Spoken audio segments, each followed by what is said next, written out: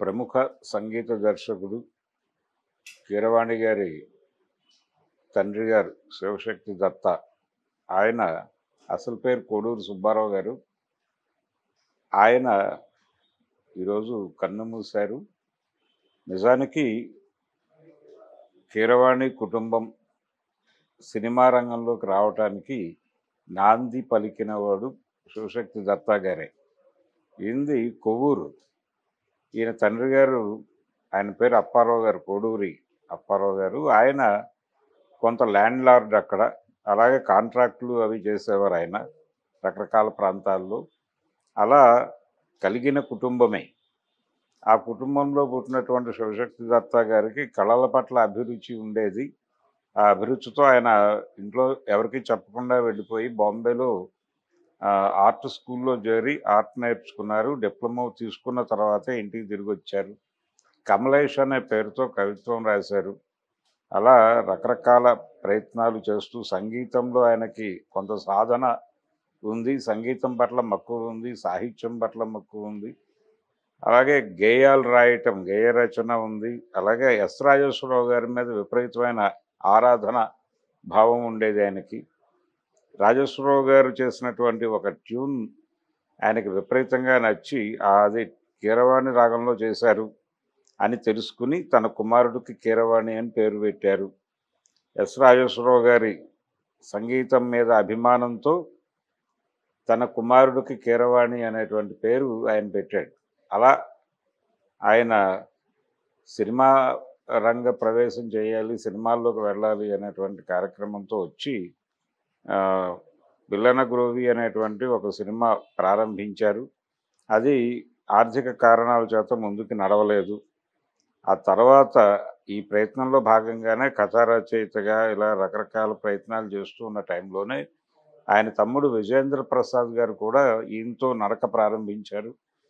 ఆయన సక్సెస్ఫుల్ రైటర్గా నెమ్మదిగా ఎమర్జ్ అవుతున్నటువంటి సమయంలోనే రాఘవేంద్రరావు గారికి శివశక్తి దత్తతో ఎలా పరిచయం అంటే, ఏలూరుకు చెందినటువంటి సమతా ఆర్ట్స్, సమత అనేటువంటి బ్యానర్తో శోభన్ బాబుతో సినిమాలు తీసినటువంటి చటర్జీ గారు, చాటపర్రాయి వాళ్ళది.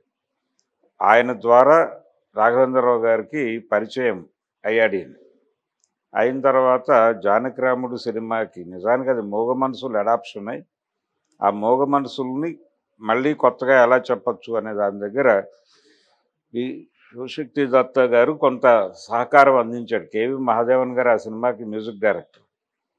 ఆ తర్వాత నెమ్మదిగా రాఘవేంద్రరావు గారికి, కీరవాణి గారికి ఒక లింకు, తర్వాత విజేంద్ర ప్రసాద్తో రాఘవేంద్రరావు గారికి ఒక లింకు.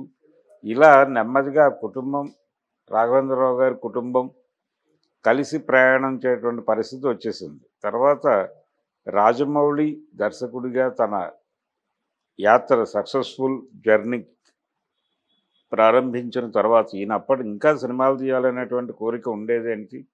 బాహుబలి సినిమాలన్నింటిలోనూ ఆయన సై, ఈ సినిమాల్లో రాజమౌళి డైరెక్ట్ చేసిన సినిమాల్లో కీరవాణి సంగీతం అందించినట్లుగానే శివశక్తి దత్త గారు ఏదో ఒక పాట రాసేవారు.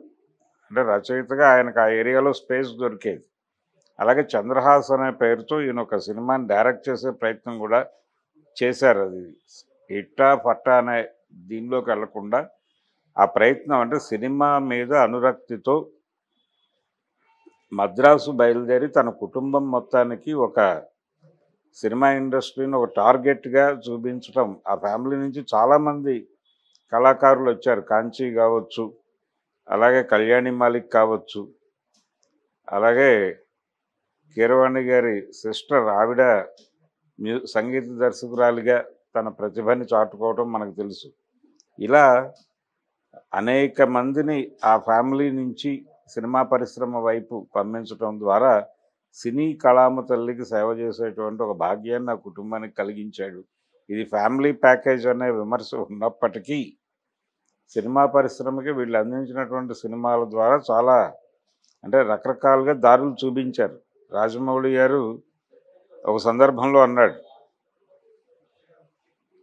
మా కుటుంబం సినిమా ప్రయాణంలో చాలా నష్టపోయింది, సినిమాలు తీసి నష్టపోయింది, అలాగే సినిమా ప్రయత్నాలు చేస్తూ నష్టపోయింది. కాబట్టి ఫ్లాప్ అంటే నాకు చాలా భయం. పరాజయం అంటే చాలా భయం.